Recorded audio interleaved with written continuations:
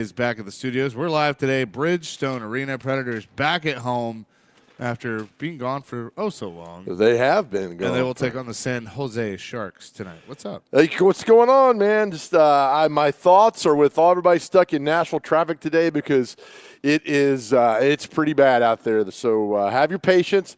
Look, if I don't lose my mind, I know you guys can't lose your mind. So it's good. You lost your mind a long time ago. Well, at the corner of McGavick Pike and Lebanon Road, they're working on one of the lights. So they've blocked off one lane of traffic. Yeah. And I'm not, God bless the guys and gals that work in, what do you call that? Public Works, right? Works, yeah. So, but they blocked one lane of traffic. So that lane of traffic, if you're coming in from Donaldson Hermitage, which is God's country as we know it, it is backed up from McGavick Pike all the way past the Donaldson Y.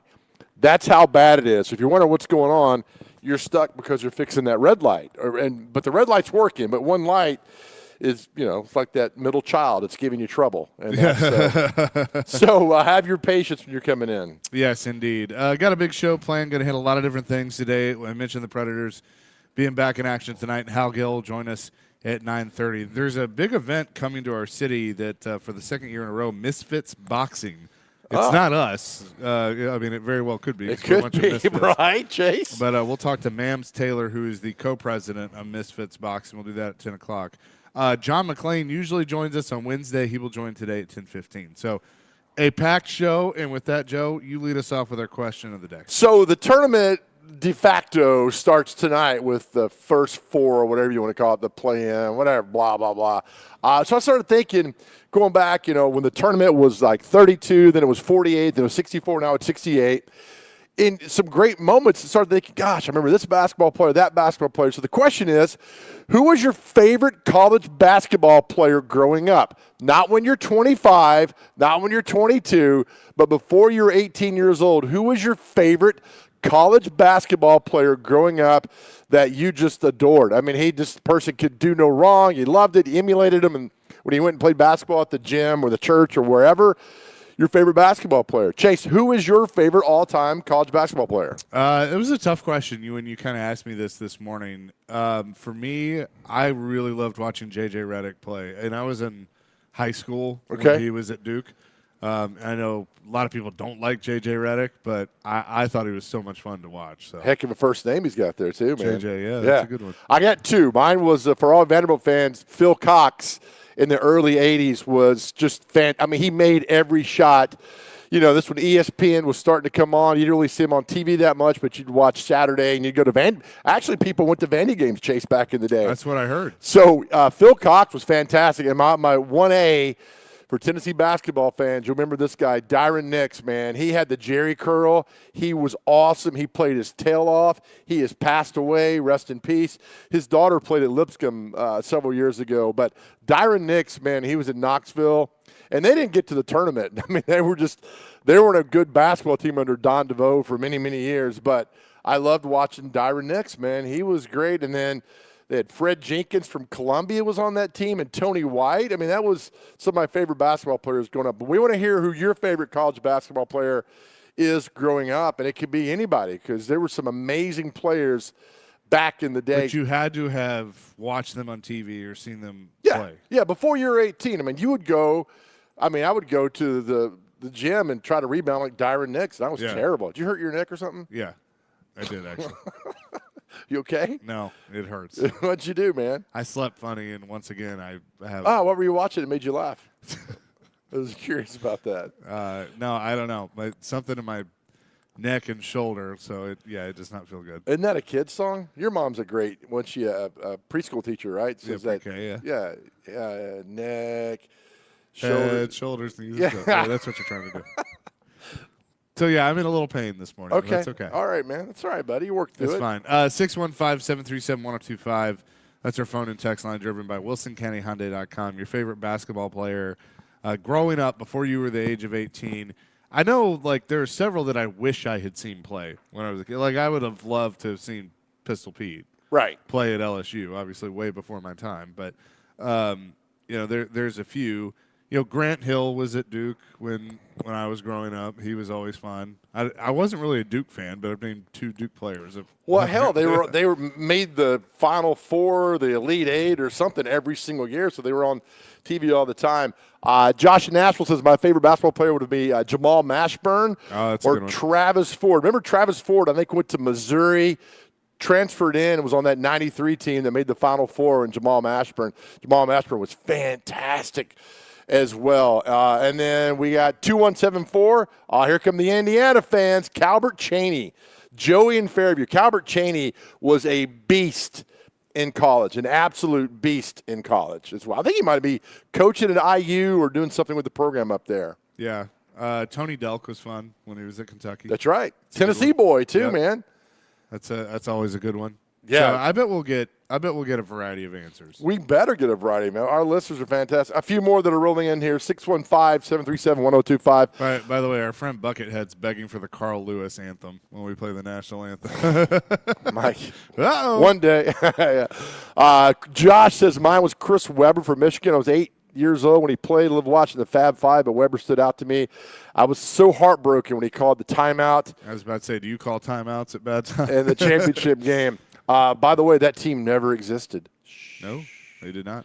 They took the banners. That is one of my favorite. I don't even think it's a 30 for 30, but it's kind of the same ilk. But that's one of my favorite ESPN documentaries of all time, the Fab Five. Oh, yeah. It's great. So well. Can you name all 5? I don't think I can. Probably not. Chris Webber. Juwan Howard. Juwan Howard, who just got fired. Yeah, that's. Who's on TV? Please help us out Chris here. Webber's on TV. No, he's on TNT or. Oh, Jalen Rose. Jalen Rose. That's 3. Jimmy. Where are you, Willie Donick, when we need you? People are yelling at us right now. Right. It's Jimmy this guy. Jackson. When they're Juwan Howard, Jimmy King. Jimmy King. There we Ray go. Jackson. Yep. Yeah. Look at 1978 on the text line. You can say that name. That's fine. Ron Slay. Yeah, he was a hell of a basketball player. Ron Slay was fantastic in college. Player of the year, too, as well. So, yeah, I like what he put in there. He did. It whispers the name of a competitor. I don't care. Ron, Ron Slay is very good at what he does.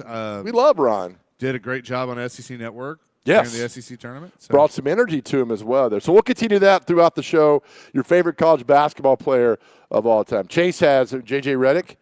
Yep. And I got Phil Cox and Dyron Nix, Vanderbilt, just because I saw him in person and you see him on TV, but also when you go and see him in person, we're fantastic. What do you think about this one? 1545 says, Rex Chapman. I was 8 when he was a freshman at UK. The first time I went to Rupp was the last-second jumper to beat Ole Miss. I believe it was in 1987. By the way, check out his new book. Great read. Yeah, Rex is fantastic. I saw him when I was at Sanford. Kentucky played in the first round down in Birmingham, and that's when I really understood how passionate Kentucky basketball fans were because so many showed up for the practice. This was 1988, and, of course, then Rex went to the pros the next year, but – yeah, he was fantastic. Not so good as an announcer, but he was great, my goodness, in college. And that was – I mean, we'll get like Jack Gibbons and Kyle Macy, those guys that, the Goose, blistered Duke in 78 to win the national championship for Kentucky. But there is no wrong answer with this. I'll be interested – when we got John McClain at 10:15, I'll ask John about being in Houston in the mid-'80s with Phi Slama Jama and those guys. I mean, that's when – it was college basketball was must-watch TV. We watched the Big East. SEC was terrible, but we didn't care. Houston was rolling. Oklahoma was good. Kansas with Danny Manning was fantastic. Syracuse was amazing. Indiana, all these teams. Another one, Scott says, my favorite was Will Perdue, probably only person in the world that started watching the Bulls in the NBA because of Purdue and not Jordan. Honorary Boo Mitchell and Scott Drought. Scott Drought, that's a Vandy fan. Scott Drought had the all-time second best hair. He had the curls. He had like a Kentucky mullet that went down. But Scott Drought could hit 40-footers like nobody else, man. Let's go to the phones. George wants to weigh in on our question of the day. Favorite college basketball player growing up. George, what's up?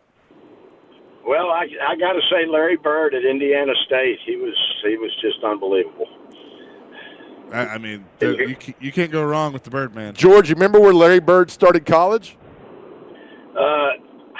I don't remember the exact year, but I No, was where? about the same age. I'm still the same age. As a matter of fact. He went to Indiana, and he couldn't get along with Indiana Bobby State. Knight.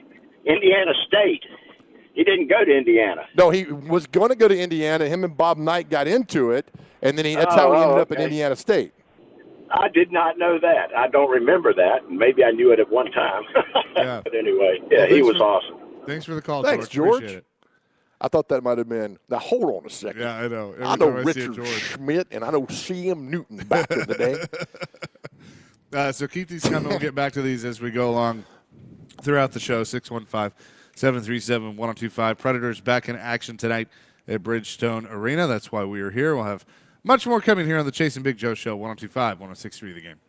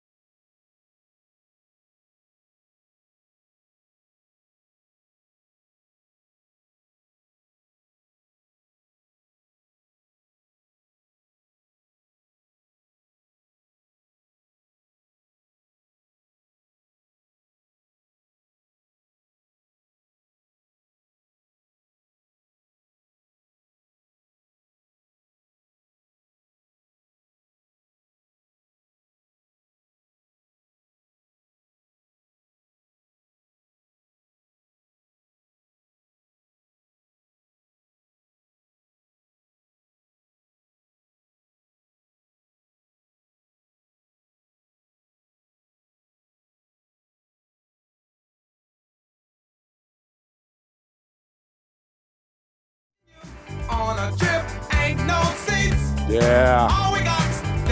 Hey, tune in to 94.9 The Fan tomorrow night. Vanderbilt women's basketball, they're going dancing. They'll take on Columbia in the women's NCAA tournament. Pregame at 7:45 with the tip-off at 8. Coverage also available on the 94.9 The Fan app and 949thefan.com. Chase McKay, Big Joe Dubin live today, Bridgestone Arena. Predators in action tonight against the San Jose Sharks. Max Hers will have pregame for you at 6. We'll be joined by Hal Gill coming up in just a few minutes. Keep it coming on the text line. Our question of the day, your favorite college basketball player growing up, basically somebody you watched before you turned 18. Yeah. Yep. And we'll get to more of those answers in a second. But I know how much you love mock drafts. I only pay attention to one. Well, this is the one then. Mel Kiper Jr. has his post-free agency mock draft. And to be honest with you, it's about as chalk as you can get. What does that mean? When I look at it, means it's just like if you fill out a bracket and it's chalk, you're basically having all the the top seeds win. Oh, okay. Yeah. Man, I learn something new every day. Thank you, buddy. So, real quick, what he has is Caleb Williams to Chicago. All right, we know that. Jaden Daniels to Washington. Drake May to New England. I think that could go either way. Okay. With those two. Then there's a run on receivers. Arizona goes Marvin Harrison Jr. Chargers go Malik Neighbors. Giants go Rome Odunze. Then we get to the Titans at 7. Joe Alt from Notre Dame. Okay. Yeah, all right. No surprise. Nobody's going to bat an eye at that. Give me the two behind those. 8 and 9. Yeah. Atlanta takes Dallas Turner, the outside linebacker from Alabama. The Bears at 9. Jared Verse, defensive end from Florida State. Okay. And then 10 to New York Jets. Brock Bowers, tight end, Georgia. Oh, he's moved up big time according to Mel Kiper. Now, here's where it's interesting. 11 and 12. Minnesota and Denver. Minnesota takes J.J. McCarthy from Michigan. What is the love with him? And Denver takes Bo Nix from Oregon. Okay. Sean Payton, Bo Nix. That's intriguing. After Roddy White tossed Sean Payton under the bus the other day about how since Drew Brees is gone, how Sean Payton has just been an average NFL. And look, somebody tweeted the other day is like, Belichick and Mahomes, they're nothing without Brady, and Belichick and Andy Reid are nothing without Brady and Mahomes. I'm like, well, no kidding. I don't know. Andy Reid was pretty good before. Like, Bill Belichick didn't take Cleveland to the AFC Championship, and Andy Reid did take Philadelphia to 5 NFC Championship games. Well, I mean, Bill Walsh was nothing without Joe Montana, Chuck Nolan. I mean, we can play this game all day long. Fact is, you draft a good quarterback, you put pieces around him, you're going to win games. It's evident throughout the history of the National Football League. And if one of you texts and says, well, Andy Reid had Donovan McNabb, that means you're comparing Donovan McNabb to Patrick Mahomes, and you're on something. Right. But prime example of a good quarterback surrounded by bad talent, Archie Manning. Yeah. Awful talent around. Great quarterback at Ole Miss. He played on some terrible teams. The Saints. Awful. Vikings for 1 year. Vikings, I mean, the Oilers. Yep. Yeah, I totally agree. So, I just don't get the J.J. McCarthy. Am I missing something I don't either. here? And so what's interesting to me is for the Titans, because I would love a scenario where the Titans move back a little bit. Now, I'd love Joe Alt, but if they can get more draft capital because it's so important with all the holes they have to fill, if they were to move back to, 11, I don't think that's the end of the world. But it all depends on, is there a quarterback that, like J.J. McCarthy or Bo Nix, like, is there a team that's infatuated with them that, and they're not Minnesota, that doesn't think they could last to 11? And then move up? I mean, Yeah. Here's the wild card. Okay. Here's the wild card in this. The Giants. The Giants. The Giants are 100% the wild card. Like, Rome Odunze would be a great pick for them, but if they truly don't believe in Daniel Jones and they think that J.J. McCarthy's it, then if I'm Minnesota, then I'm scared. Okay. So, but if I don't think the Giants are going to take Joe Alt. I just don't think they're going to take him. I think he falls through at 7. Go ahead and take him. And all this, we're going to push back draft cap. All right. Look, man, get your number one guy. Get him when he's there at 7 and move forward. And if you can you gallop other picks, that's fine. But don't worry about that right now. I think if Gosh. the teams to worry about taking Joe Alt before the Titans would probably be the Chargers. Yeah. But they need a receiver because they got rid of everybody. So, all right, so have scenarios. I mean, that's what your draft war room does, have these different scenarios that, all right, Chargers at 5 take all. What are we going to do at 7? Take the big boy out of Penn State. Do we do that? What if he goes at 6? Here's what's interesting about this mock. He actually has 13, the Raiders taking J.C. Latham, the offensive tackle from Alabama, and then he has Fashanu out of Penn State going to the Saints at 14. So he has Latham before Fashanu. Oh, he's a right tackle, though, right? Yeah, right. I don't think the Raiders take it. I think the Raiders are going to try to make the biggest splash they can. To me, the Raiders are a team that can move up. They're the wild card because it's Vegas. It's Pierce's first full year. They're trying to make a splash. They know that they've got some talent there and to move up and see what they can do with that. If the Raiders called Ran Carthon to try and go from 13 to 7, that could be interesting because they need a quarterback. Yeah, give me your second. Give me your second round pick in this draft. Second round pick or a third. Give me second. Yeah. You want to move up? I got what you want. What are you going to give me? Move up. Now I'll drop back you're to 13. You're swapping first, and I almost want next year's first. Then you take. They won't give that up though. Yeah. So if you take, all right, so you drop back to 13, then you look at, I don't know, Arizona. Say, I'll give you 13 and my second to let us have number 4 and move up to 4. I mean, it's. You see the movie Kevin Costner Draft Day or whatever it was. It's a terribly great movie. That's a great way to put that. But it's fun watching. Pancake eating mother. Yeah, calling everybody how it works. I mean, it's really an awful movie that I watch every single time it comes on. So, I have a newfound respect for Ian Rappaport of the NFL Network. Yeah, I randomly, I pulled his profile up one day looking to see if news had broken in. I read his profile, and let me pull it up because he mentions the movie Draft Day, and it made me laugh. is he in it? Yeah, it says made 7 cameos in the movie Draft Day. I mean, it's got some good parts in it of okay, why didn't they go to his birthday party? That whole thing, they're all trying to figure that out of why they didn't go to this guy's birthday party. Does that mean his teammates don't like him and all that stuff? Yeah. But it's just so bad.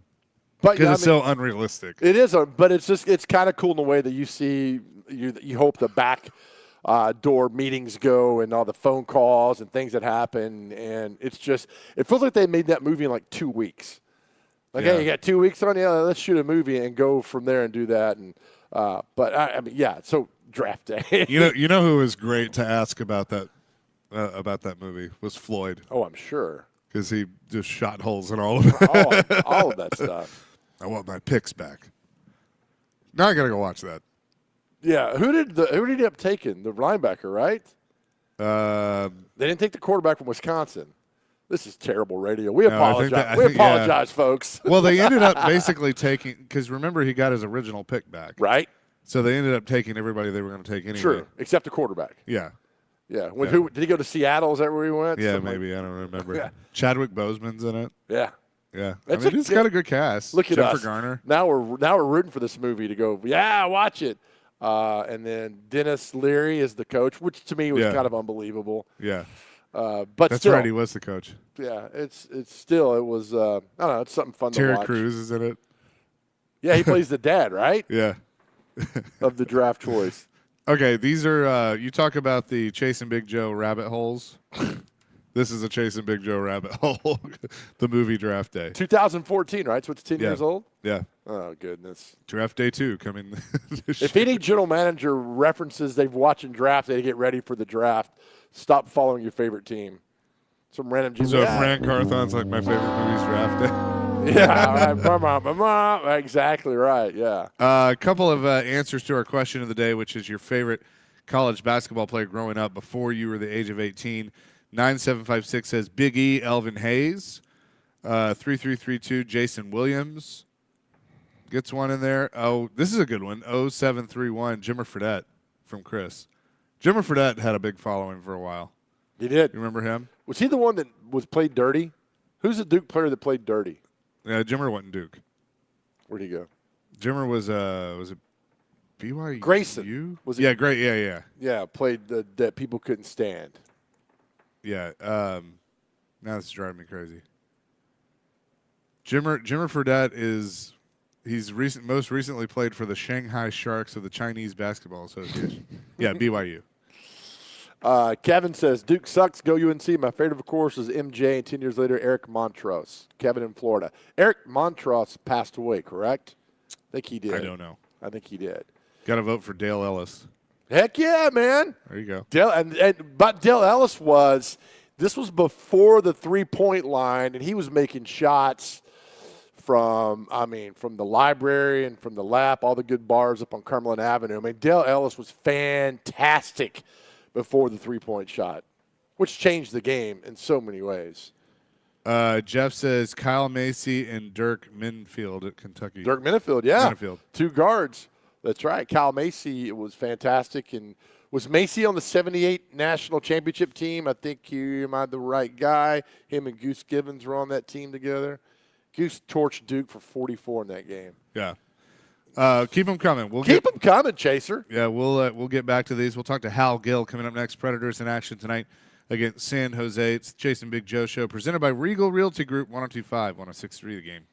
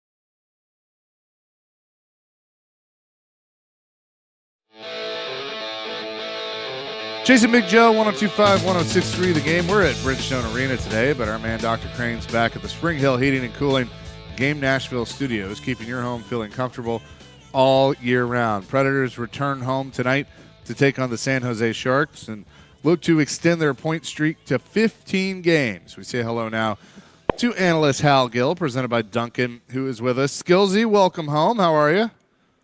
Hey, thanks for having me back. I didn't know if that trip would ever end. Only 2 games, but it took forever. I know. Well, yeah, I guess for you guys it was not as bad. But the Predators come back riding a 14-game point streak. I don't know how many point streaks you went on in your career with teams, but what is the conversation like if you're in a situation like this? Do you acknowledge it? You just keep taking it one game at a time, kind of doing your business? Do you get caught up in trap games and all that stuff? How do you navigate those waters? Yeah, you know what? It's funny because I asked Ryan McDonough about it in the postgame after the Seattle win, and it's interesting because I had been on those heaters, and you kind of look around and it's kind of a funny calm that you have on the bench where you're like, guys, don't worry about it. We're gonna win this game, and it was a close game, a 1-goal game for 2 periods, and then I've been there, and McDonough said the same thing. There's a confidence that you have that you're just going to keep winning, and so you count on the guy next to you, and it's a special thing when you have everyone kind of clicking, and they're not winning games with one guy. It's not like they're all sitting on the bench going, I hope Forsberg scores a goal here. That would help. It's like, no, we're all doing this. Someone's going to get a goal, so let's just keep playing. And that's a rare air to be in the NHL, because we all know it's not easy winning every night. But they seem to have that swagger and that confidence, and I don't know why they would stop. Hal, when is Roman Josi going to figure it out? I mean, 68 games, 67 points. He had a 2-goal night the other night. What is going on with Josi? I mean, everybody's asked that all year long. Adjusting to Bruno's system has been tough for him, obviously. No, I think that was the conversations early in the season where it was like, okay, he's playing really well, but he's just not getting the numbers. Well, whatever it is, he's figured it out, and he's awesome right now. You know what?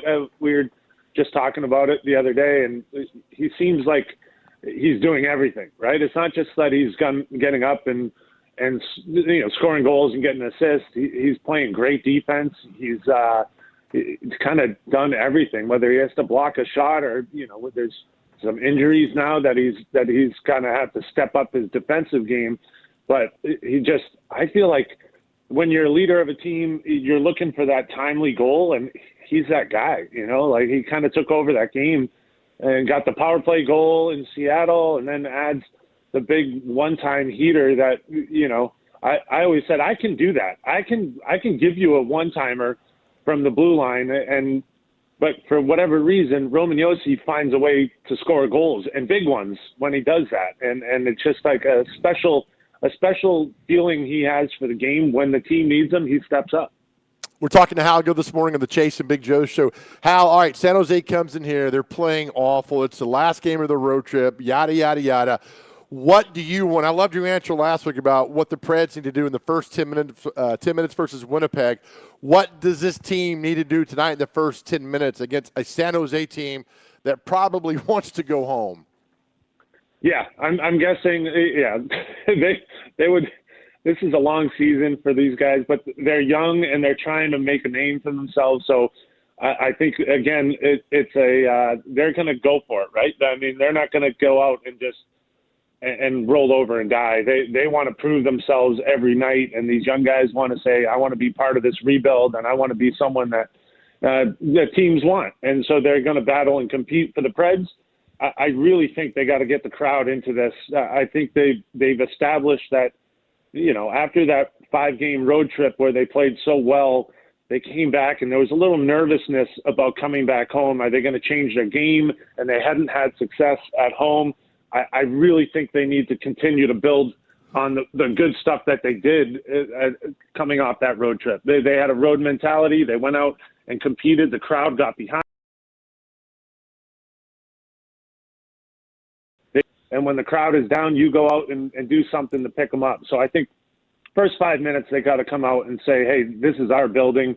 We're for real. You can't go out there and just kind of think, hey, we're going to have a pretty game. They kind of need to keep that road mentality with 4 lines clicking, everyone jumping over the boards and go and attack this team and let them know that, hey, we're for real and we're at home and it's not going to be possible to beat us tonight.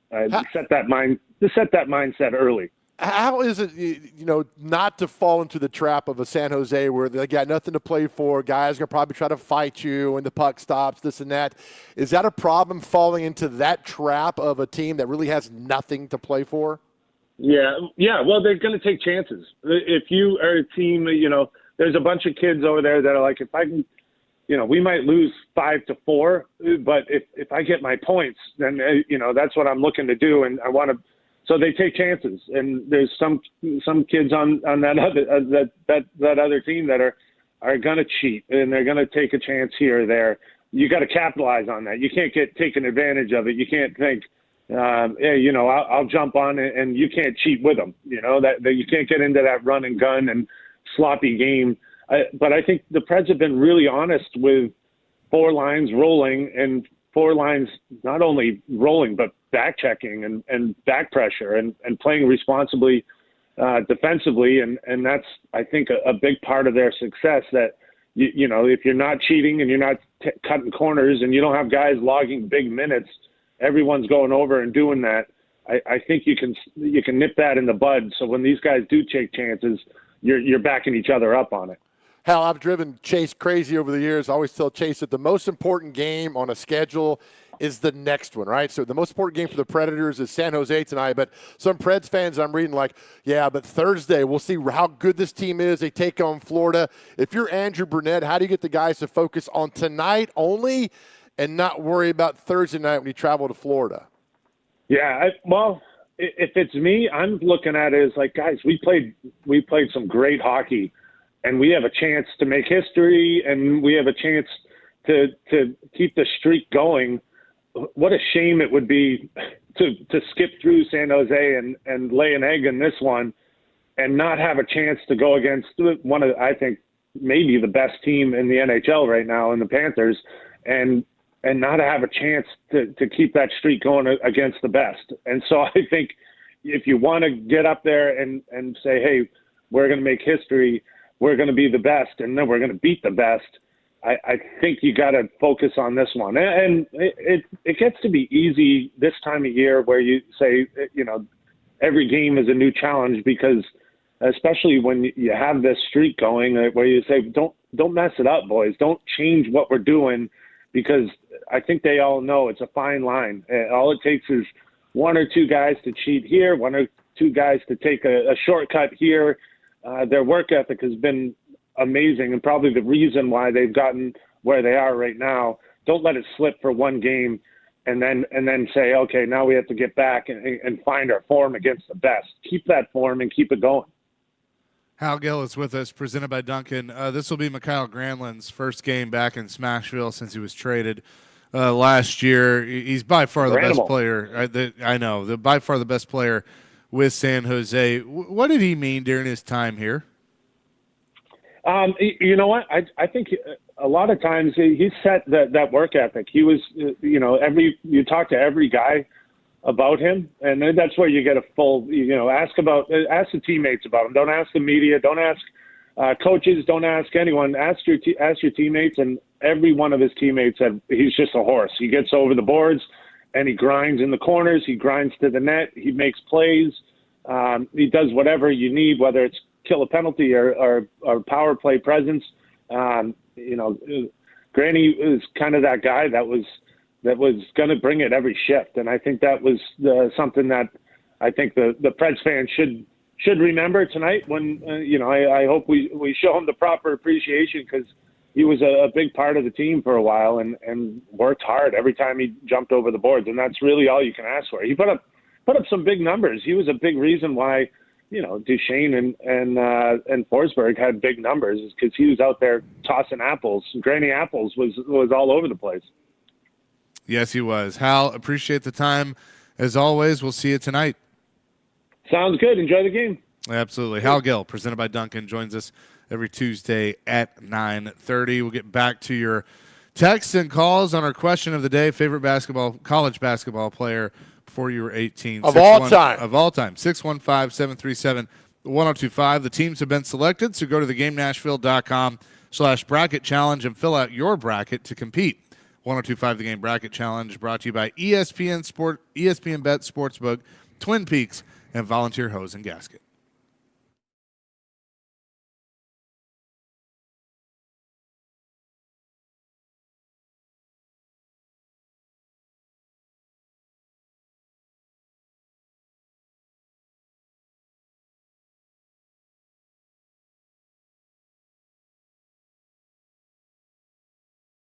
Hey, friends, Big Joe here. We're talking about Middle Tennessee's best health care in the comfort of your own home. I'm talking about medical house calls where the nearest clinic is your home. The website, medicalhousecalls.com. Listen, no more heading to an urgent care. No more packing up, driving across town, sitting in a waiting room or your doctor's office. Board-certified nurse practitioners and physician's assistants come to you. And look, just don't take my word. Just read the numerous fantastic reviews on the website that Medical House Calls has gotten. It truly is a game changer. In fact, Chuck McDowell loved the service, the commitment, and the care that he received. He bought the company. And also for years, I had to leave work early to check on my mom when she was sick. Now you can have Medical House Calls check in on your loved ones to make sure everyone and everything is okay. Medical House Calls, they are a game changer. All you have to do is visit the website today, medicalhousecalls.com. That's medicalhousecalls.com, where the nearest clinic is your home.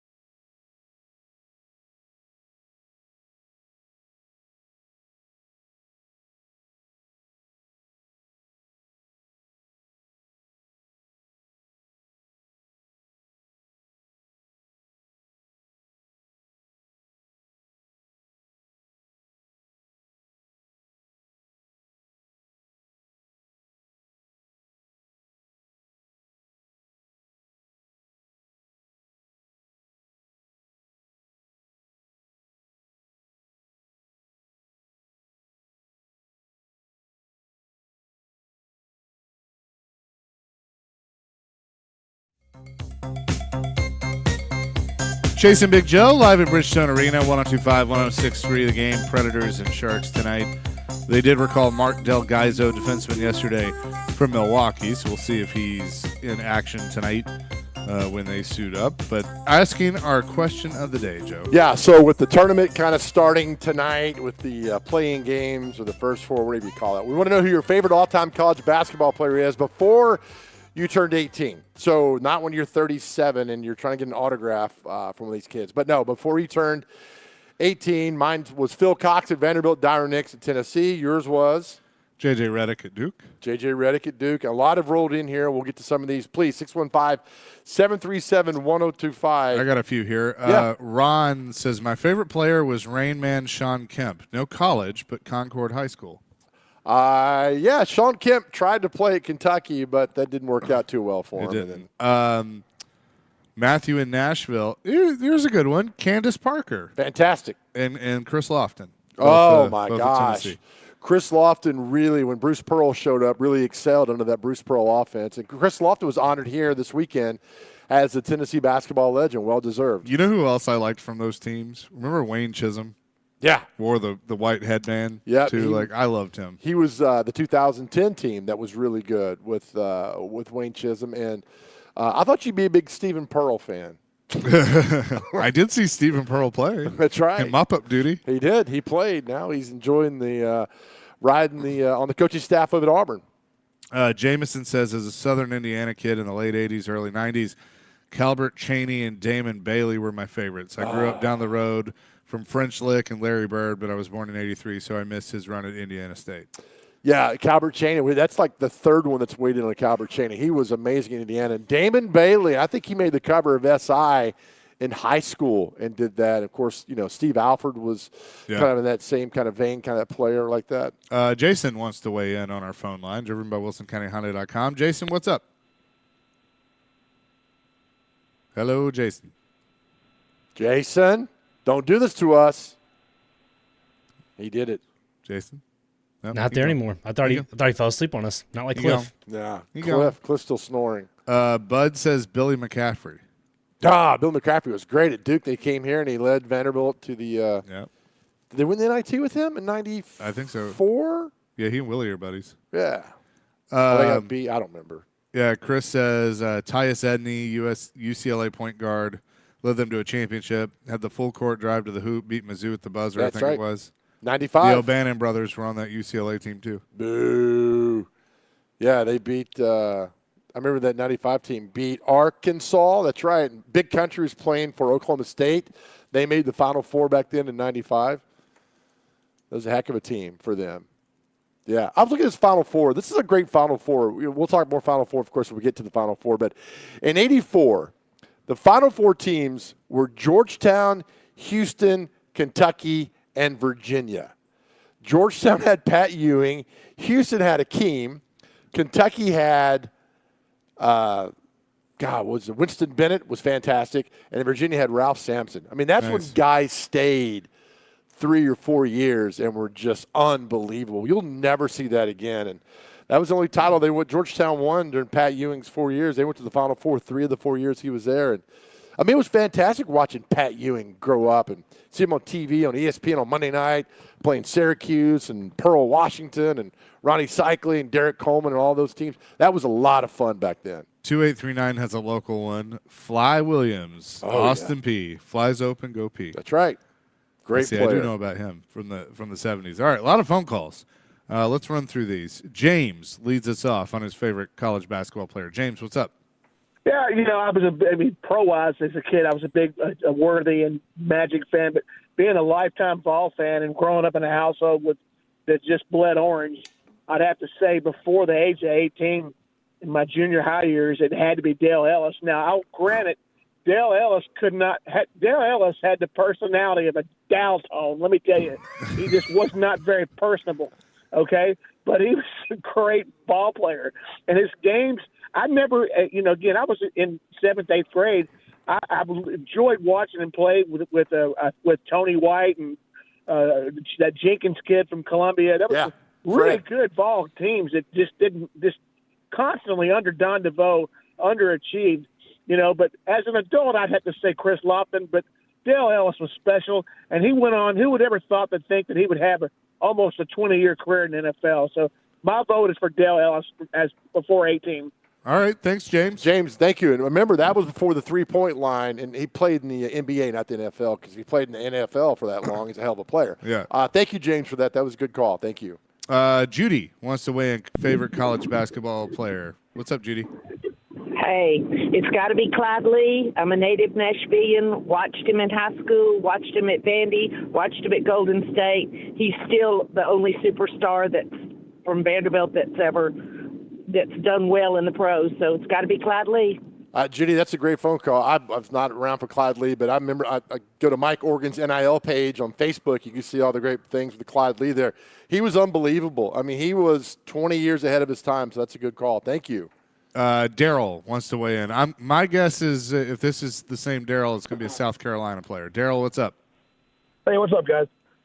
Actually, it's not a South Carolina player. I'm Okay. a lifelong Larry Bird Celtics fan, but he's not even my favorite because I was a little bit too young to watch him in college. My brother went to Virginia Tech and spent 4 years up there, and I used to travel up to sometimes on the weekends to watch Tech play. That was during the Charlie Moyer Metro Conference days with Dell Curry. And I can see real easy. I watched Dell many times in college, and I can see where it's easy to see where Seth Curry got his sweet shot at. And Dell could bomb with the best of them. And I'd have to say Dell Curry from just early childhood. But I'll hang up and listen. Thanks, guys. Thanks, Daryl. Daryl, thank you. You brought up the old Metro Conference, which was fantastic back in the day with Memphis State and Louisville and Southern Miss. And so remember Southern Miss had Clarence Witherspoon was a fantastic player down there. And Virginia Tech was part of that. Florida State was part of the Metro Conference. But, yeah, Del Curry was fantastic at Virginia Tech. Fantastic. Our phone lines are blowing up there, JoJo. Keep them coming. Let's go to Joe. Hey. Joe wants to weigh in, not you. Different Joe. What's up, Joe? Hey, I just want to let you know, I went to school with Reggie Lewis in the 80s, and let me tell you, what a tragic story. He was awesome. And, the whole thing with the cocaine and whatnot was terrible, but he was one of the best players in the 80s in college basketball, I think. Was that Northeastern? Yes, sir. The Northeastern Huskies. Yeah, that was a tragic. He was a heck of a player. Overshadowed because of obviously playing with the Celtics and who he was on. But, yeah, man, that must have been crazy going to college with somebody that talented and see him every day. Well, I'll tell you, I was part of the arena, the Matthews Arena where he played. I was in charge of the bull gang, if you will, in and out with the rink in the hoops. So it was during the Jim Calhoun years as well. Ooh. Wow. That it's probably putting a little bit of a thinker on how old I am now, but it's all right. That's the way it goes. Thank you, brother. Hey, appreciate it. Call. Appreciate it. We're going to run through these real fast. Nick, favorite college basketball player. Go ahead. Are you talking to me, Joe? They're talking to you. This is Chase. Chase. It's Nick Barris calling. It's a tie for me between Magic Johnson and Danny Ainge. I grew up in Eugene, Oregon. I played at South Eugene. Danny Ainge played at North Eugene, went on to BYU, where you'll remember he had that incredible play, if you can remember that far, in the NCAA tournament to take out Notre Dame. Danny Ainge, my favorite player. Danny Ainge is a good one. Yeah, thanks, Nick. Miss you, buddy. Hey, good talking to you guys. Chase, Joe. Thanks, Nick. Appreciate it. Yeah, heck of a play. Old Mick Barris. Oh, yeah, we love you, Mickey. Thanks, Mick. Will wants to weigh in. Will, what's up? Yes, hey, can you guys hear me all right? Yeah, we got you. Oh, perfect. So I'm actually from upstate New York. Went to college at Syracuse, so Jerry McNamara. I remember the days of when he got called overrated with Jim Boeheim went out and won the Big East tournament that year. Had a couple game winners. That's the only way we even got into the tournament that year. Wow, that's a great call. Thank you. That's awesome. Thank you. Yes, I love walking down memory lane. We'll revisit this at 10:30. We will get back to this at 10:30. Don't worry. After John McClain, or 10:45, after John McClain joins us. Coming up next, we'll tell you about a cool event coming to our city with Misfits Boxing. That's all next. Chasing Big Joe, 102.5, 106.3 The Game.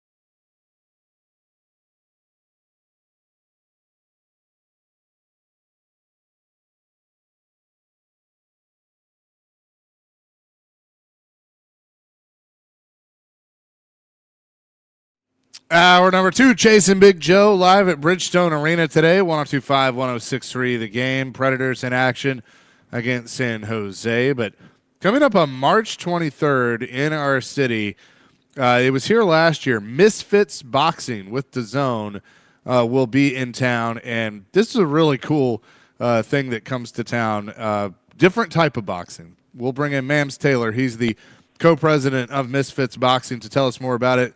Mams, good morning. How are you? Good morning. I'm great. Thank you. Thanks for having me. So I know you guys were here last year. Going to be back with a 2-versus-1 outnumbered match as Fox the G goes against Most Evil Tag Team. This is something that I'd expect to see in wrestling, but not boxing. How did this concept come to be? Well, I was a massive wrestling fan when I was growing up. I still am. And when I found out that it was predetermined outcomes in wrestling, it was worse than when I found out about Santa Claus. So I always wanted to know what would happen if they really fought in these circumstances. And I think that's one of the things that's a niche about Misfits Boxing. It's got something for everyone. We've got very high-level boxers having a very, a purist sort of boxing match. And then we've revolutionized boxing by doing things like tag team boxing, 2-on-1, and more to come this year, actually, as well. And how do these, especially the guy that doesn't have a tag team partner, like how do you prepare for something like this?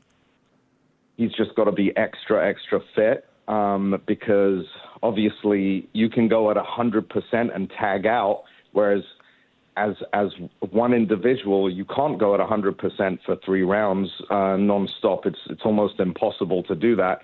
So he's gonna have to use his skill to see if he can overcome those odds. I love the fact that this is, people are like, well, boxing's making a comeback. As you well know, boxing never went anywhere, right? I think there was a lull. There's so many politics in traditional boxing.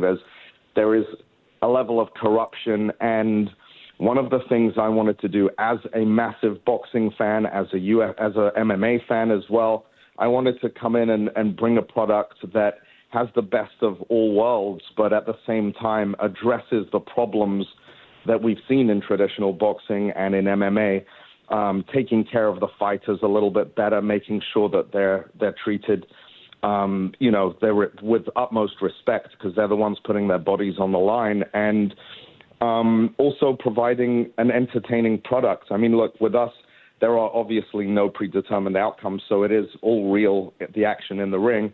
But because most of our guys are influencers coming into this with their own fan base, we've got rappers, we've got actors, we've got it's all about having some level of celebrity and fighting each other. It's a different product in terms of the promo and sort of the shenanigans around it, So right. The beefs, they get settled in the ring, and so all the action in the ring is 100% real. And these guys, you don't have to do much to get them started to start beefing on each other. So it provides a storyline and makes it interesting. It's got to be so much fun to see this kind of dream of yours come true and people embracing and having fun. I bet it's a wonderful ride for you, isn't it? It's unbelievable. It's so much fun, honestly. I remember my nephew making fun of me when I was still playing with WWE toys when I was 15. And trying to be like the Vince McMahon of it, setting up storylines. So I kind of manifested it, I guess, But it's what's really cool is on a daily basis, I get numerous emails, DMs from kids, their parents telling me, "Oh, you've inspired my kid so much. He used to be obese and depressed, and now he's in the gym." I've spoken to gym owners all across America and the UK, and they're telling me it's filled with, anything from 13 to 25-year-olds talking about how they want to get on Misfits. So that part is the most rewarding of all. We're talking to Mams Taylor. He's the co-president of Misfits Boxing. Mams, if somebody's out there listening right now and it's like, why should I go to this? Sell some tickets right now. Why should people go to this event? we have, like I said, we've got something for everyone. It's going to be a spectacle, a lot of entertainment, elements of WWE, and then elements of really hardcore boxing. We've got a lightweight tournament where all of the competitors are extremely high level, Golden Gloves champions, and all of that stuff. And then they're all celebrities that we've seen growing up on YouTube and on television and that kind of thing. So I think it's a different brand. It's a different product. We give people the fights they want to see without hesitation and nonsense. And I think it's an experience that, as a viewer going in, you don't want to miss it from the first fight on. Listen, I always say this. When you watch Floyd Mayweather versus Manny Pacquiao, the biggest pay-per-view of all time, I don't know many people, even boxing experts, who can name one or two fights on the undercard of that. Can you guys name a fight on that undercard? No, not at all. Great point. Right. But on my cards, the fans know all the characters, and they're there from start to finish. And it's nonstop entertainment. How important is the partnership with DAZN to air these fights? You obviously want to pack the crowd and the arena when you're live, but having a partnership like DAZN has to be important. Of course. I think having a broadcast partner who understands the space and allows you to have free reign on the creativity, it's essential. And obviously the credibility of having a massive partner like DAZN that puts on the biggest fights, it's a great partnership. And we did the biggest selling pay-per-view of last year. We beat out every single UFC event. We beat out every single traditional boxing event with Anthony Joshua, with Deontay Wilder, all of those guys. We crushed everybody's pay-per-view numbers. So there's a demand for it, and it's growing. It's growing faster than anything else. Well, we're looking forward to it. MisfitsBoxing.com for more information. It'll be March 23rd at Worldwide Stages in Spring Hill here in Nashville. Looking forward to it. Mams, appreciate it for you joining us this morning, and we'll see you soon. Appreciate it, guys. Thanks for having me. Thank you. Absolutely. Misfits and DAZN X Series 13 coming to Nashville March 23rd. I'm very intrigued by this just because tag team boxing? Well, a 2-on-1, a handicap match. Okay. Kind of reminds me of Teddy Long, saying, you're going to have a handicap match, playa. 2-on-1. Yeah. I never thought about tag team boxing. That'd be kind of fun to do. It would be fun. You and I could team up. Did that break your heart when he said wrestling isn't real? I saw you a little bit. You tilted your head a little bit. It's real. It's real to me. It's real to you, it's man. Real to me, damn it. It's the best answer. Exactly. So check that out, March 23rd. Coming up next, John McClain usually joins us on Wednesday. He's going to join us today, though. We'll get into some NFL talk with him. That's all ahead. Chasing Big Joe, presented by Regal Realty Group, 102.5, 106.3 The Game.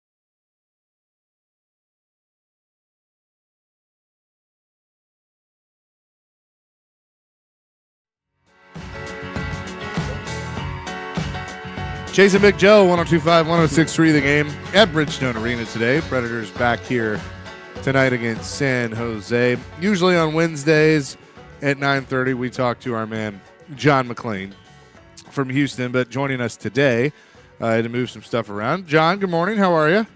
I'm doing great, guys. How are you? Doing fantastic. So we have a question of the day that has nothing to do with football, but I'll let Joe ask it, but I feel like you'll have a good answer being in the Houston area. Yeah, John, our question today is your favorite all-time college basketball player, because the tournament starts this week. We want to know. We got so many responses.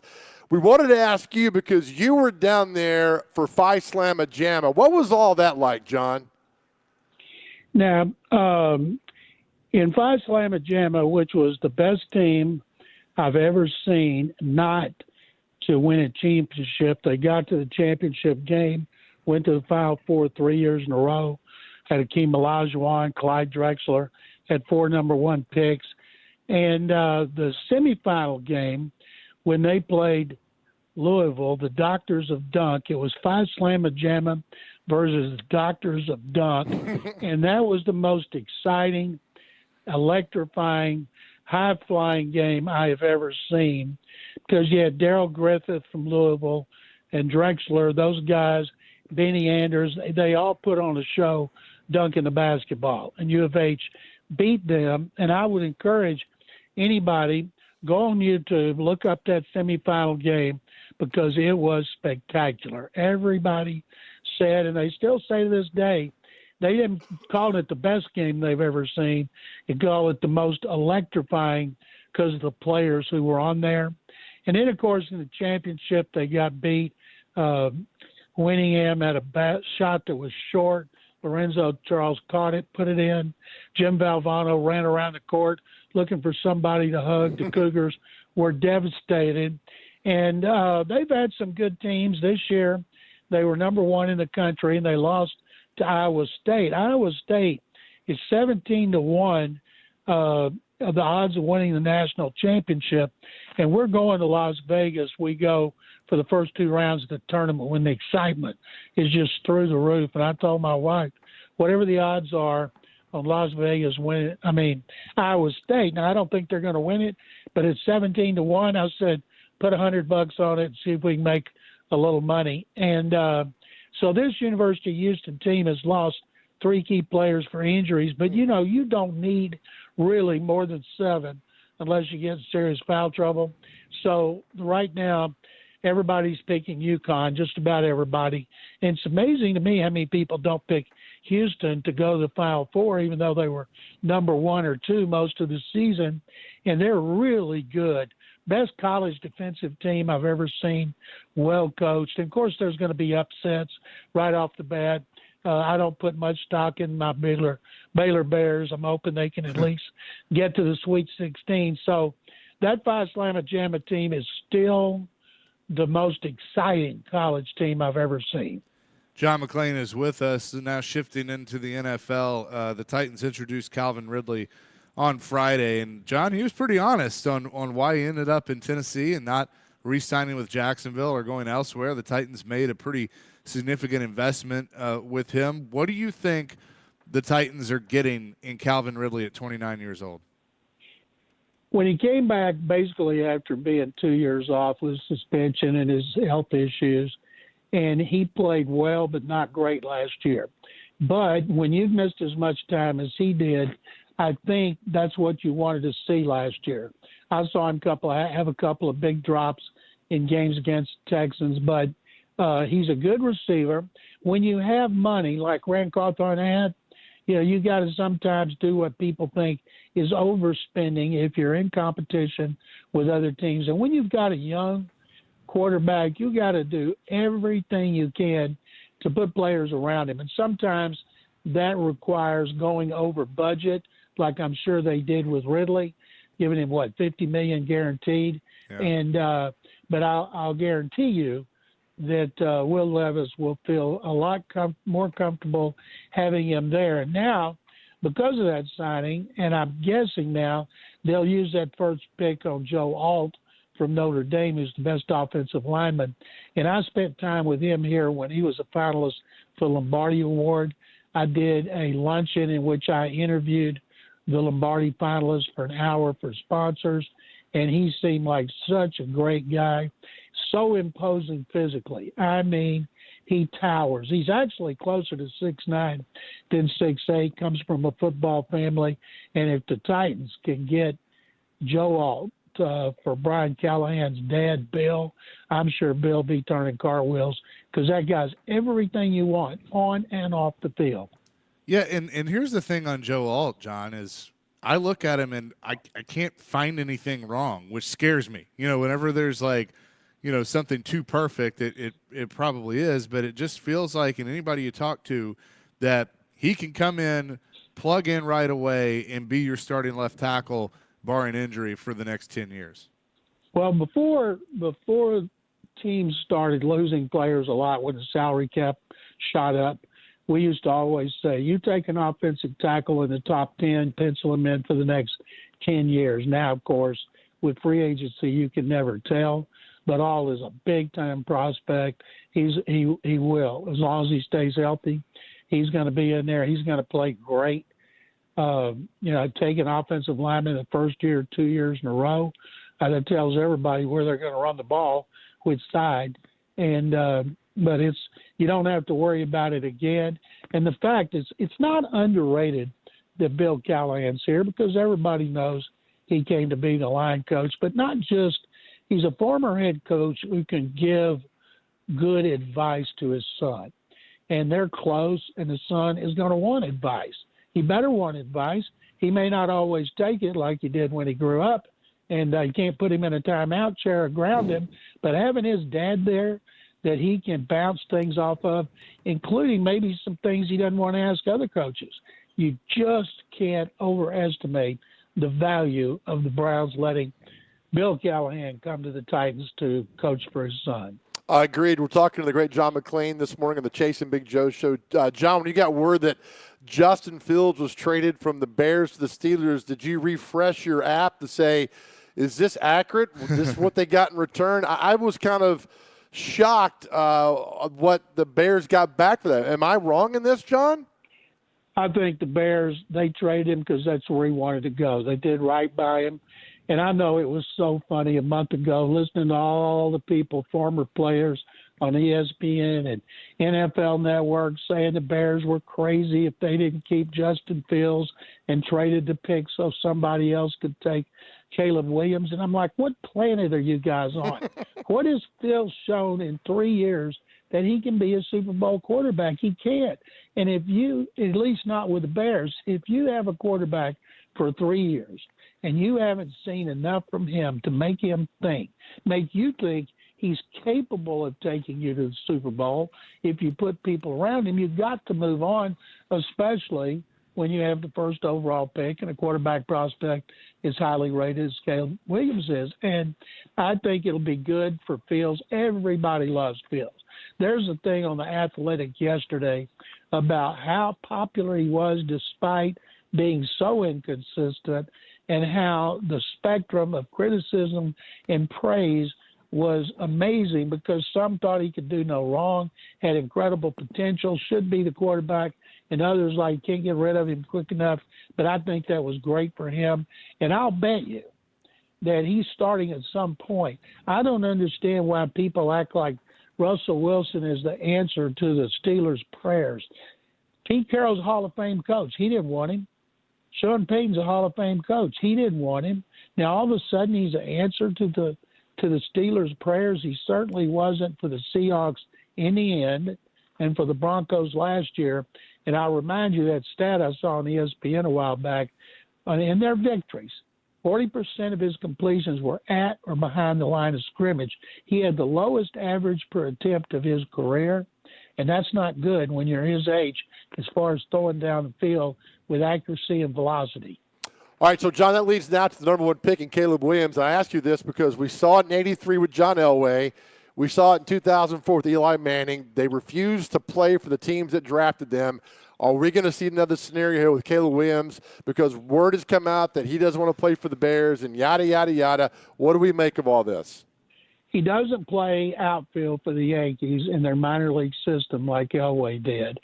and Elway threatened to go full-time to baseball. George Steinbrenner was very vocal about wanting him to do it, which played right into the Colts' hands. And the reason he didn't want to go to the Colts, Frank Cush, known as one of the all-time toughest drill sergeants when he was at Arizona State, had been hired by Baltimore. And he just almost killed his players physically, plus they were bad. He didn't want to play there, and he had options. And so they traded him what turned out to be one of the worst trades in history to the Broncos. And then Phillip Rivers, there's no Phillip Rivers there this year, I don't see. He might turn out to be Phillip Rivers, but when they took Eli number one, and he had to come out and put on that Chargers cap, he had a frown on his face.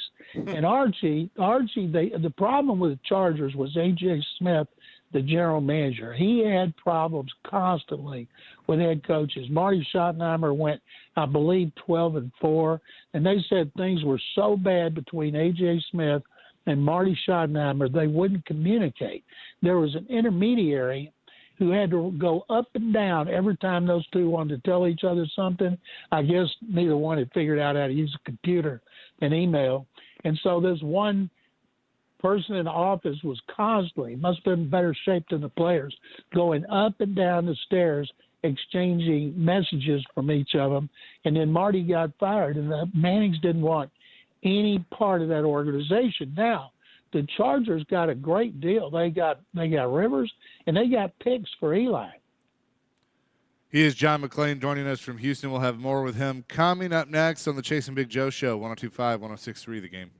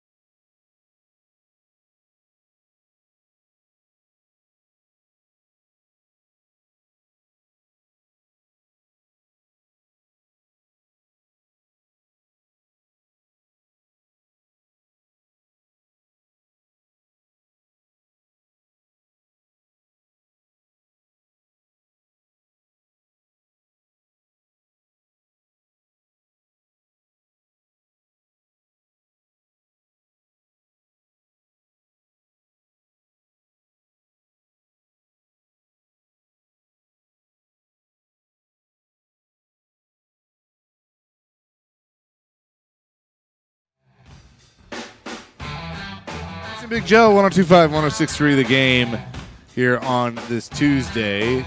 Dr. Crane is back at the Spring Hill Heating and Cooling Game Nashville studios, keeping your home feeling comfortable all year round. Continuing our discussion with John McClain from Houston.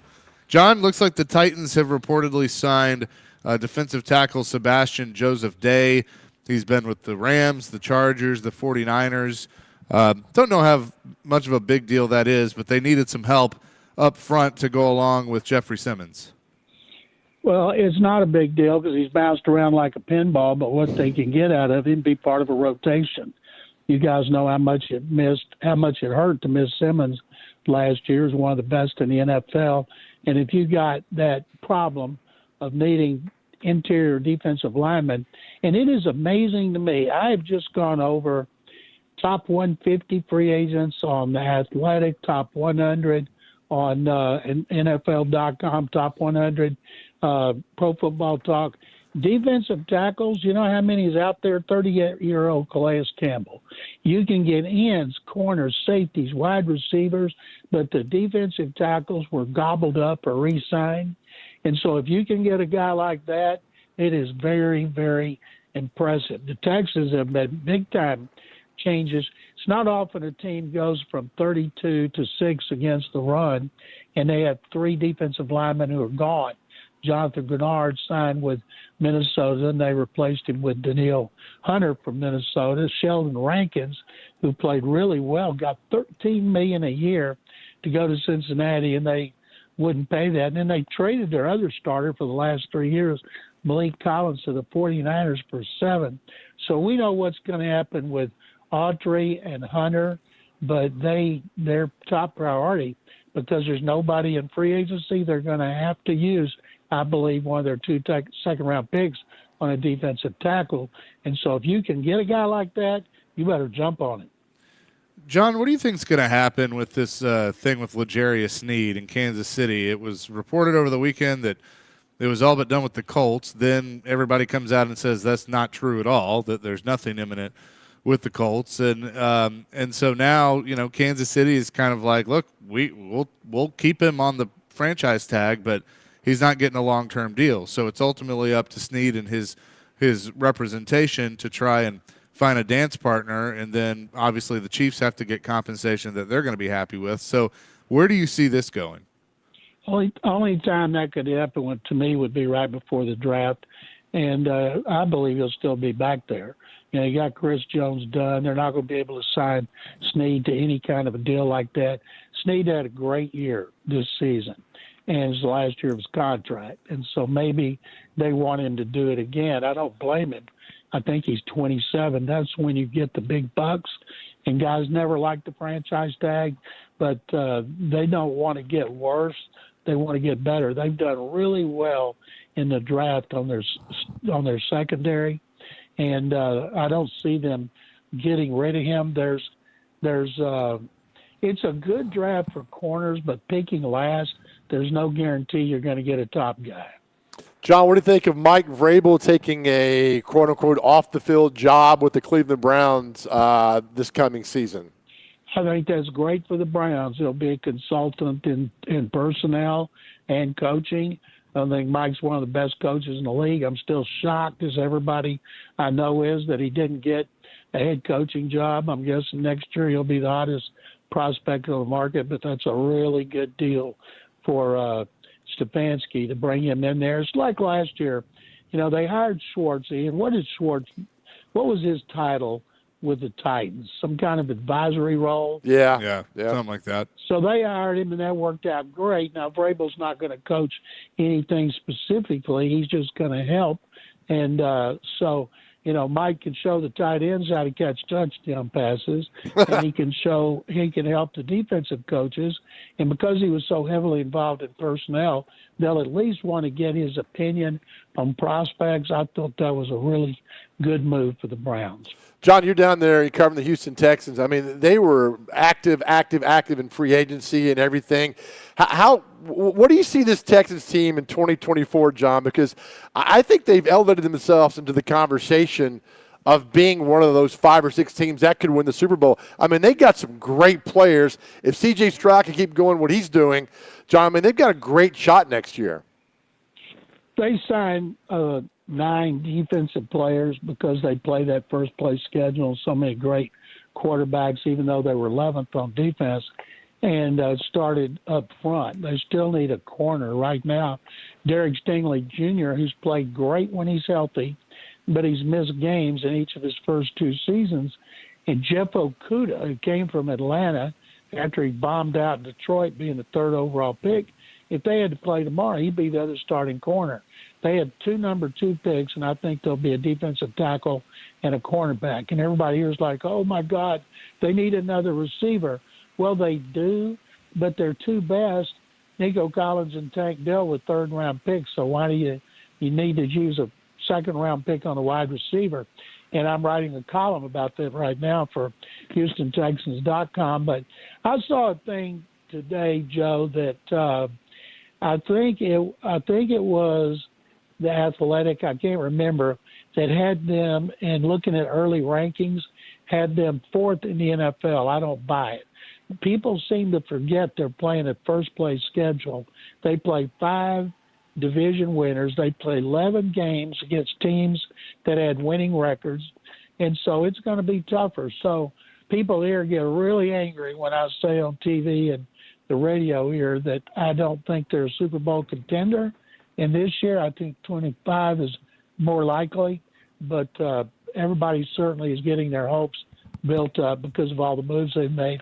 And then, once the draft's over, people will be even more fired up. So I don't want to burst their bubble unless they ask, like you did. Well, doesn't that happen sometimes when a team, and let's just call it what it is, overachieves? Like, I don't think anybody expected the Texans, I know you didn't, we've talked about it, to be what they were last year, and then they end up winning the division and going to the playoffs with Stroud in his rookie year. And so when that happens, it puts you ahead of schedule, and they kind of have to have a free agency like they did, but it doesn't mean it's all going to work out. And nobody envisioned that. Jacksonville was runaway winner of the division. Everybody picked the Jaguars.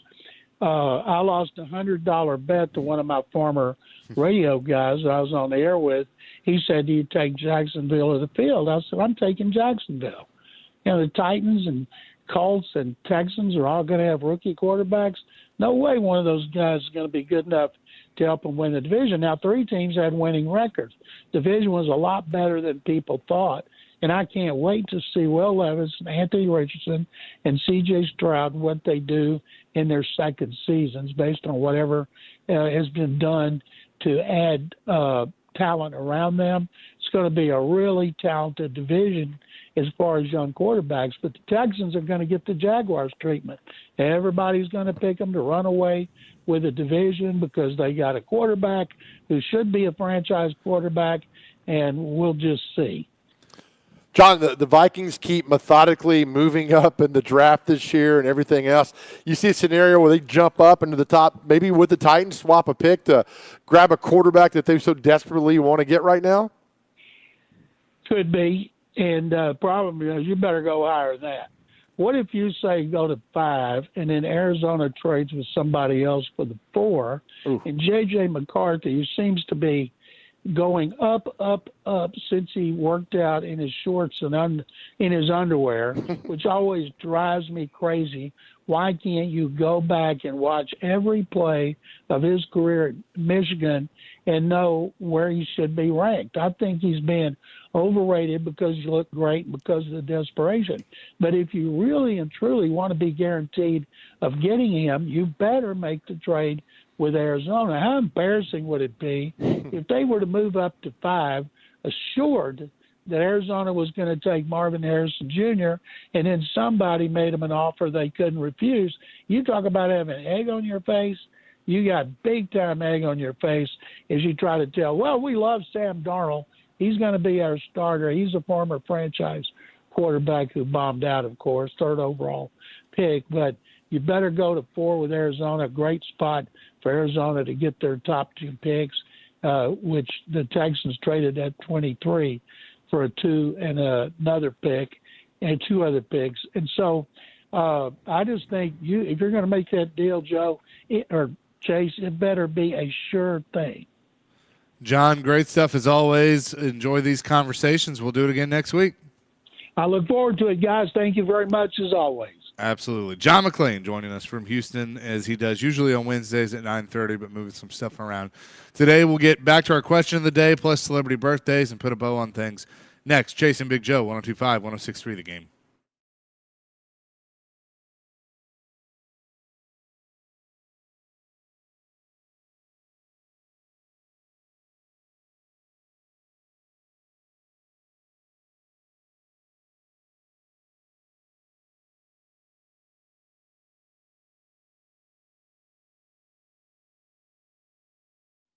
All right, guys, ESPN Bet is live in Tennessee. It's the official sports book of ESPN. It's my official sports book, and ESPN Bet is the only place to find daily exclusives and offers with your favorite ESPN personalities and shows.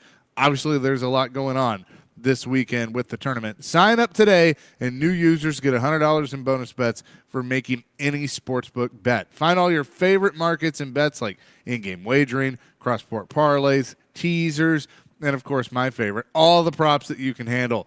ESPN Bet. Download today. What a play. You must be 21 years or older and in Tennessee. For problem gambling support, call or text the Tennessee Red Line at 800-889-9789. Terms and conditions apply. See app for details.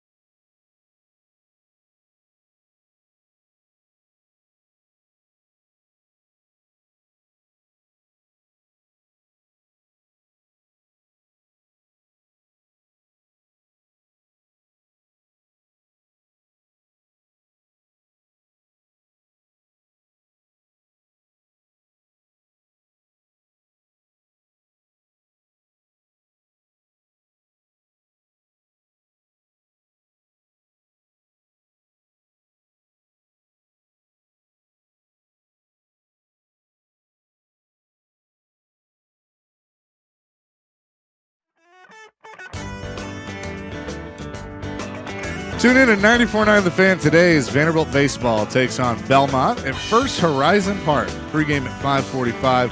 First pitch at 6. Coverage also available on the 94.9 The Fan app and 949thefan.com. That'll be a good one over there at First Horizon Park. It will be. Chasing Big Joe live at Bridgestone Arena. Predators, of course, in action tonight against San Jose with pregame coverage at 6 o'clock. Wrapping up our question of the day real quick, the Titans reportedly have signed defensive tackle Sebastian Joseph Day. He visited with the team yesterday. I saw Jason McCourty of the NFL Network reporting that, as well as a couple of other outlets. Because they play with the Rutgers. Oh, is that it? Sebastian Joseph Day went to Rutgers, and so did McCourty. So he won the Super Bowl with the Rams, right? He didn't do much, but yeah he was on the team. Just give the man. Just let him have that. 11 career sacks. He had 3 last year. 19 solo tackles. So there you go. That's kind of where they're at. 28 years old, almost 29. When it comes to defensive tackles, there's just slim pickings out there. But there is. Our question of the day, and Joe and I are going to stick around for a little bit with D Mace as Willie does his morning skate duties. So we'll ask him this question as well. But favorite college basketball player growing up, before you turned 18? Yeah. Who was the guy you went to the gym and thought you could be and wanted to be like and all that? And great responses on our text line, 615-737-1025. Your favorite college basketball player growing up as we get ready for March Madness, the term this week. And we'll have some fun with Derek on this coming up as well. But Chase, but first. Wes, what is it? Are you transitioning? Go. Let me do that. Transitioning? No, that was you. I was doing it, yes. Not yet. Wes and Hermitage. I'll just say this. It really sucks that Cliff got a promo before I did, but, man, I laugh so hard every time I hear that. Great work, guys. Now we can get to what day is it in Celebrity Birthdays. Yeah, there you go. Hi, Teddy. You can hit it now. There it is. All right, gentlemen. Today, for what we have going on, is Certified Nurses Day. So thank you to all the nurses out there. Absolutely. We also have Clients Day. So for those people that, hairdressers, people that, have clients, there you go. Great American... I like that you went to hairdressers first. I haven't been to a hairstylist in 30 years. It's a picture of a hairstylist. Oh, okay. I got my hair cut yesterday. My mom does that for a living, so I mean... Oh, nice. Okay. Kind of a little combo of both. But Great American Meat Out. I guess that is a day where people... Excuse me? It says Great American Meat Out, where people just eat meat together. That's illegal in 7 states, I think. Well, it's a picture of chicken wings and brisket, and International Astrology Day is next. We also have, International Earth Day. Yeah, Let's Laugh Day, which is what we're doing now. Laughing. We do There you go. National Agriculture Day. There you go. Oh, vital. God bless our farmers. National Backyard Day. That's always something good to have. You can you can smoke your meat in the backyard. There you go. Along with making s'mores with National Chocolate Caramel Day. Oh, love that. There you go. Caramel, what is yeah, it? whatever. We also have, for the last two, I should say, Proposal Day. It could be for prom. It could be for a wedding, whatever. And Not then happening with me. the first day of spring, which is basically winter still. Oh, okay. Well done, Dr. Crane. Thank I you for thought that. March came in like a lion and went out like a lamb. We're not at the lamb stage yet. No, we're not there yet. All right. Isn't it also St. Joseph's Day? It is St. Joseph's Day for those who observe the day. Okay. It is. You guys are welcome. I bless both of you, too. Thank you, Joe. Thank you, Appreciate St. it. Joseph. Make sure you put your meat up. All right, here we go. Time for celebrity birthdays. First birthday is actress Glenn Close. Now, we got a new kind of rule for the game. If you get the birthday correct, you get 2 points. So, Okay. actress Glenn Close. Glenn Close, 72. Glenn, please be 83. 77. The fantastic Bruce Willis. How old is Bruce Willis today? One of my favorites. Bruce Willis, 63. I think he's in his 80s. I'm going to go 84. He's 69. I feel like, when the hair went gone, he's like, oh, my God. He's in his 80s. So what am I, 77? Nah. Good, loud. All right, actress Ursula Andress. She was the Bond girl before the Bond girls, like way long ago. 81. Here we go. Now we go to the 80s. 87. 88. Dr. Crane knows his Bond girls. Singer Ruth Pointer of the Pointer Sisters. 79. 63. 78. We're tied at 1. Rapper Bun B. How old is rapper Bun B? Who the hell is that? Watch your mouth. 42. Is there a Bun A? Well done, Dr. Just Crane. curious. Oh, man. I'm going to go like 35. Bun B is 51. Let's see here. Man, there are some really... of course Gover knows who Bun B is. of UGK. There's no more left on that. Let's go over here and see what else we got on here. Wesson Hermitage says, I'm celebrating meat out currently without knowing. Let's go. I'm thawing some chicken. Pitcher Clayton Kershaw. How old is Clayton Kershaw? 38. Oh, that's what I was going to say. I'm going to go a little higher than 39. He's 36. We're tied at 1. No. Sorry. Chase up 2-1. My bad. That's right. My bad. All right, let's see what else we got here. Shout out to Halsey. Who else we got here? David Ross, former catcher for the Cubs. How old is he today? And the Braves. Former manager for the Cubs as well. Rossi is 42. 41. 47. Ivan Calderon. How old is he? Who'd he call wrong? I don't know. 44. Name sounds familiar. I'm going to go like 57. He is 62 years old. This is really the worst day for any kind of birthdays that are going on for anybody across. Let's see what else. We'll get one more in here that we got this. We find somebody else. Former Florida State quarterback E.J. Manuel, who was drafted by the Bills and was terrible. How old is he? 33. He's on the ACC network. I'm 36. 34. That's it. Chaser wins 3-1. Well done, Chase. Here, Metal Henry, thank you, says there is also a Bun E, last name Carlos, drummer for Cheap Trick. That's right. There is. There you go. Well Is there done. a bun for every letter of the alphabet? There might be. There's a Bun E. That's Jelly Roll's wife, isn't it? Or girlfriend? I think that's her don't know. name. Yeah. Kids get bunnies We're on going to Easter. stick around and hang out with Derek Mason a little bit. Before we go, we close our show out. As we tell you every show, every day, look, to our guys out there that are struggling, we love you and let you know that we care about you. If you need to talk to somebody, please call 988 on your cell phone. You can reach out to us anytime. We'll talk to you anytime, anywhere. As I tell you guys every day, God has you on this earth for a purpose. We love you. Our world is a better place because you are here. Please know that. Amen to that. Peace, love, rock and roll, and Chase, Joe, and D-Mace coming up next. 102.5, 106.3, The Game.